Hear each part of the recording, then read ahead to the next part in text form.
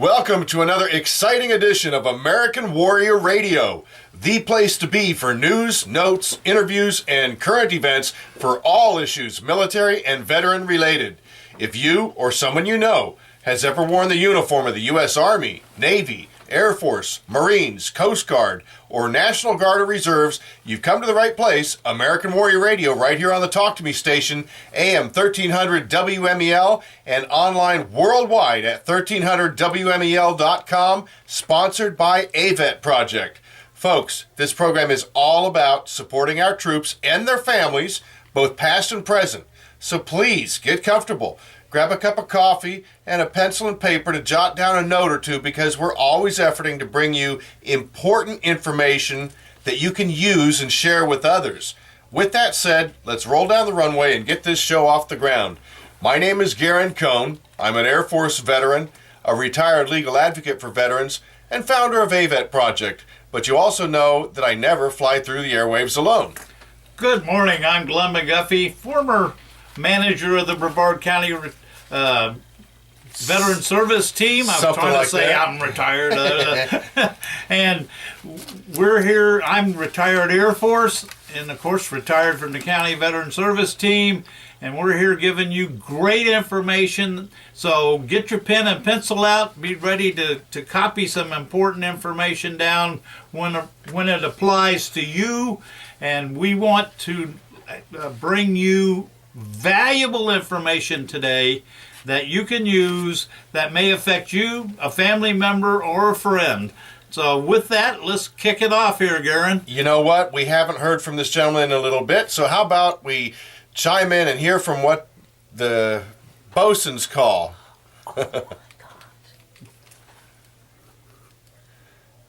Okay, now we've got the whistle out of the way. Commander, I stumbled all over that one. It's because it was so cold earlier in the week. I'm still recovering. How are you doing, Commander? B. Perry from Port Canveral Coast Guard Station. How you doing, sir? Hey, I'm doing great. Glad to be here again. It's been a little while, and as you know, we've been pretty busy over here.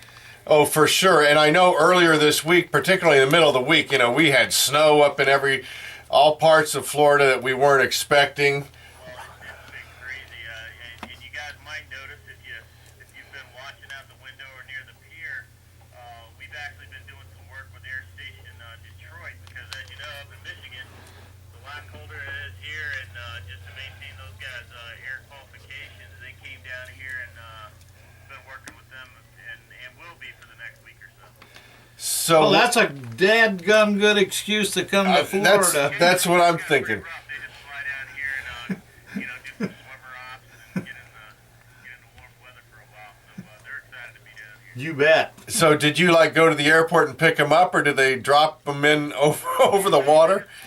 They fly down here in their Coast Guard aircraft, and they move the operations down here because the lakes are all frozen over. So they got to maintain the certification ride. So one crew breaks it down, and then they'll start flying crews in so that they can complete some of their sorties out here to maintain their readiness, so that once the water does melt, or the ice melts up there, they can be back to doing business. Well, you've had a couple, 3 rocket launches around here to keep you busy, I think. And Oh, yeah. We've been doing the rocket thing, working with the Air Force. Everything is going well there. And right after the holiday, we got busy with our readiness and standardization inspection. That's when the Coast Guard goes around to units and make sure they're in compliance. And I gotta say, I got a great group of guys here. The guys and gals work their butts off, and we performed at the 98th percentile, which is outstanding. wonderful. We had just a great inspection, and I was really proud of the hard work they put in. I'm just curious. I know it seems like one of these last launches, they were delayed a couple of times, and I know that happens more frequently than the people that launch the rockets would desire it to happen. Is that kind of frustrating for you guys? Kind of mess up your crew scheduling and all that? Well, we have a memorandum of understanding with the Air Force to supply a crew for those launches. So we pretty much, as our motto says, "Semper Paratus," we're always ready. So whenever that call comes in or those launches get delayed,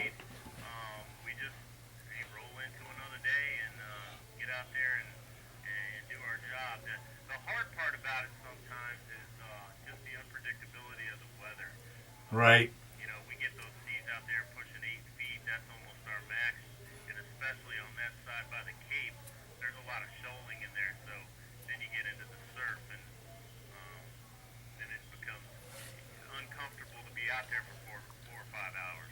So that makes me think of a question then that maybe I didn't know and maybe our listeners didn't know. So if I'm hearing you right, if you get say 9 or 10 foot waves out there, would that result in a cancellation since you guys couldn't do your job out there? Well, what we would do is we've made every effort to get out there, and then we may even use an 87-foot patrol boat. We can contact if we foresee any kind of weather like that. We're not going to make the rocket launch on our account, not launch on our account. In other words, we'll make arrangements to have security out there. And if you think about it, the main concern that we're out there is with the small traffic. So if it's over 8 feet, it's very, it's very unlikely that there's going to be a small craft in that safety zone. Well, I would hope so. Yeah, most of them are smart enough to stay inside the jetties, and if we're not going out there, Yeah, they don't go out there. You bet. Usually what will happen if there is contingencies in place, and we'll get a patrol boat out there if we need to. And in fact, we almost had to because we had a casualty on our boat last time. And then the only parts were in Baltimore, and that's when that big snowstorm was going through Maryland. Oh, goodness. Oh yeah, that was a nightmare. But anyway, we ended up pulling through on that. But we do have contingencies in place. well, and that makes good sense because, like you said, always ready. And within the last 30 days, I know the Coast Guard has made some national headlines regarding a number of rescues on both coasts, as I recall. Yeah, big rescues, and then just on the 22nd, the Coast Guard made one of the largest cocaine busts out in Miami off of with Dominican Republic, and in conjunction with the Brits, 2,500 pounds of cocaine worth about $37 million. Oh, my. Holy moly. Yeah, Now, any of those boats, 5 bales of cocaine from the water. Wow. so they had tossed them over to try and evade you guys, to try and get away? Well, we caught them. There was 4 of them, so they were all running in a high-speed boat. And of course, they try to start using the scuttling, get rid of everything they can. But with our helicopters and technology nowadays, it's clear. The forward-looking infrared radar, we can pretty much record everything and see what's going on. So we're in a pursuit. Yeah, for sure. Hey, I wanted to jump back for a second, Commander. You were talking about the Great Lakes folks, the Upers, they're coming down to do their training and, continue their certification. Where is it that they house their airplanes at? Out at the Cape or at Patrick? No, actually, they're going to be working between here and Jacksonville. So they're going to stay either in. They're moving around between Savannah and then up in. We have a place right there in Jacksonville by the NAF Jacksonville. They'll house that aircraft. Okay, very good. Yeah, as in fixed wing, you don't have any rotor wing aircraft. Oh, they are. Yeah, there's you'll see, if you go out there, it's one of the smaller, it's not the Jayhawk, but it's a Dolphin helicopter. If they, people that are listening, keep an eye out. They'll be usually off of Cocoa Beach Pier, probably about a mile out, so it's actually a pretty good view out there. I can't tell you exactly when, but if you're out there afternoon sometime the next week or so, you'll probably see us out there doing some hoisting operations. Excellent. Well, that is always a sight because they're so easily identifiable. But it's such a all-encompassing mission that you guys do that we can't even hardly scratch the surface. But you mentioned your crew, and so many of them we become familiar with in helping you out however we can with AVET project. But and I think I'm not sure what his grade is. Dinu, one of your troops out there. Yes, sir. BM1 Dinu, BM1, which is boatsman mate. First class. Yes, sir. Okay, very good. I just hats off to him and a couple guys he brought out to an appreciation dinner for all the hard work you guys did to help AVET Project with collecting toys over the holidays. We just had that celebration a week or so ago. But very impressive young men, sir. I mean, you really do. You got some great troops, and you guys always stay so busy, and we're always anxious to hear what's coming up. Anything interesting? Yeah, we got some stuff coming up. We'll be working with the Rotary Club and Josh the Otter doing some water safety and drowning prevention. Had a really good relationship with those folks last year, and usually the county commission really supports us, and we get out and go to elementary school with Josh the Otter and just promote water safety and drowning prevention. Also, as you know, our Coast Guard Auxiliary, we're getting geared up because I've already declared here at the station I'm done with the cold weather. It's going to be fun here soon. We've already pulled down the Christmas wreath, and I said, okay, I'm done with the cold weather. So along with the Coast Guard Auxiliary, we're starting to get that boating safety thing geared up for those folks that are going to be starting the boating season. So go to cgaux.org and sign up for a boating class. That's what I recommend. People get ready and take the safe boating class. It'll help with your insurance, and maybe it'll help you out there on the water. So.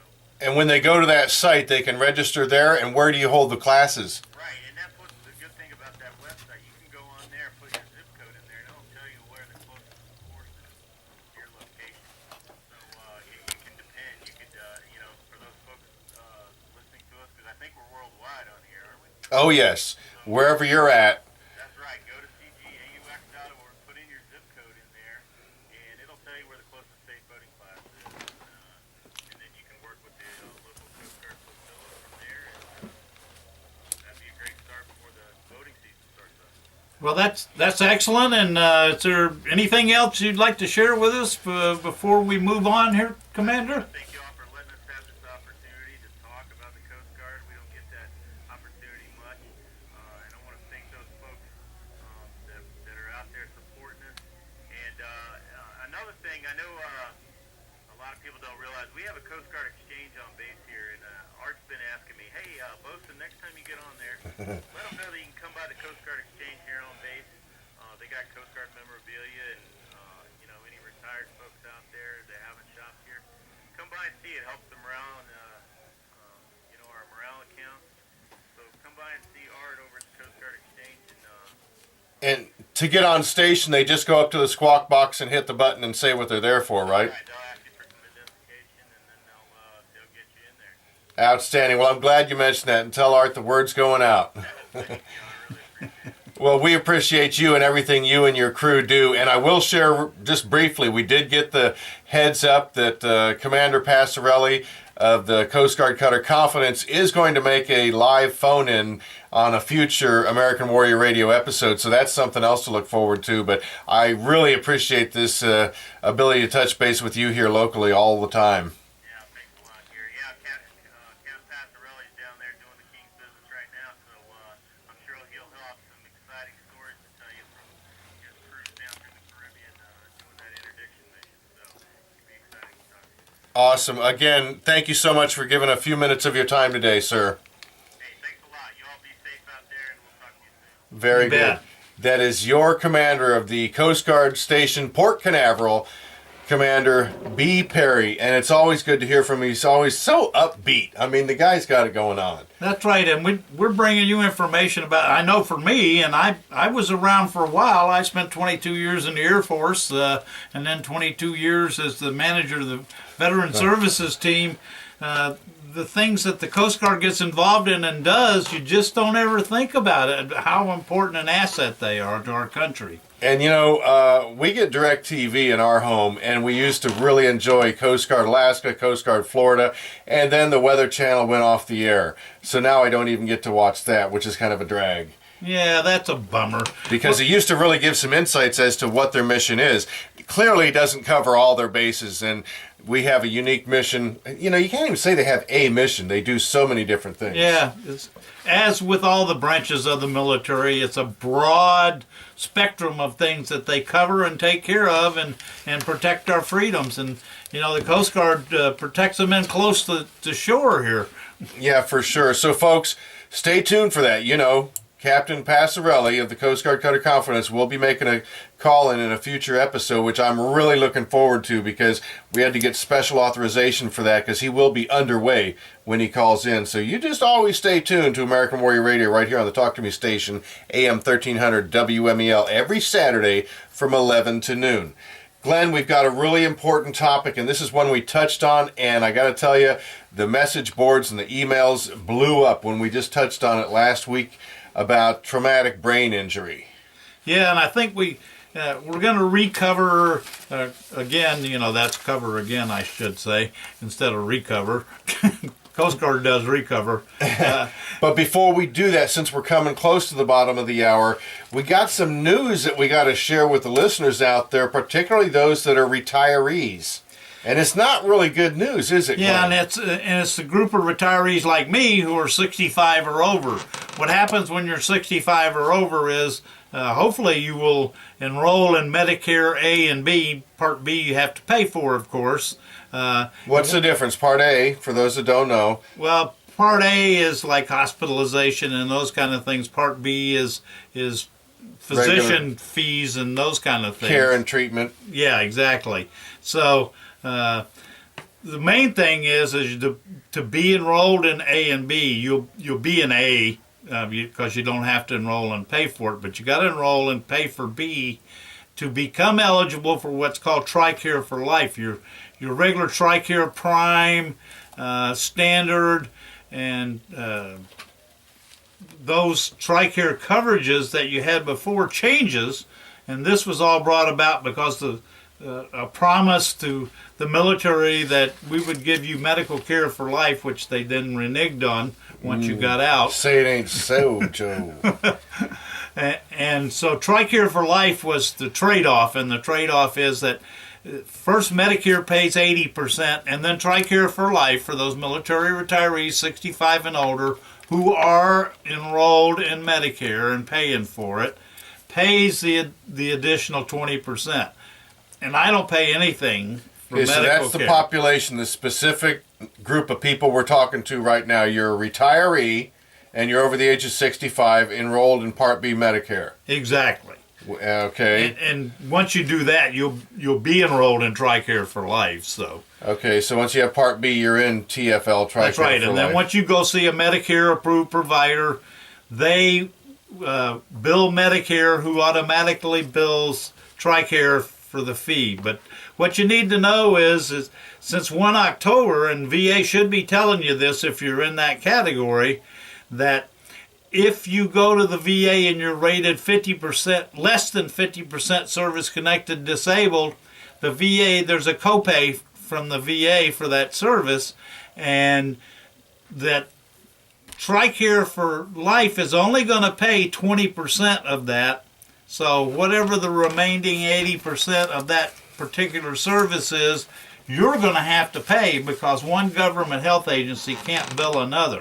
And this is a brand new procedure that came about 1 October of last year. So if you're getting some bills you don't understand or you don't understand this subject at all, the best place to go is go to eligibility enrollment at the VA and have them explain it for you. Because this is really, this is quite dramatic change, quite a dramatic departure from the way things used to be. Let's throw them an example. There's a service-connected disabled vet. He has one disability, and it's a back disorder, and it's 40% disabling. That's it. He's 40% through the VA. He's over 65. He's got Part B and TRICARE for Life. What happens if he goes in there for a broken finger? Goes in there for a broken finger. This is the and VA. He goes into the VA. Yeah, he goes to the VA for a broken finger. The VA, of course, will fix that. That shouldn't require specialty care. So first off, he's going to be responsible for a $15 copay to the VA, and then after that, they're going to compare that to the Medicare statement, the list of charges, and if there's any remainder, he's going to pay 80% of that after TRICARE for Life pays 20%. So pretty confusing as to how they come up with the figure. The bottom line is that if you're rated less than 50%, it looks like, and you're eligible for TRICARE for Life, they'd prefer you go somewhere besides the VA. And isn't that in effect what they're doing? They're steering people away from the VA by doing this. That's my take.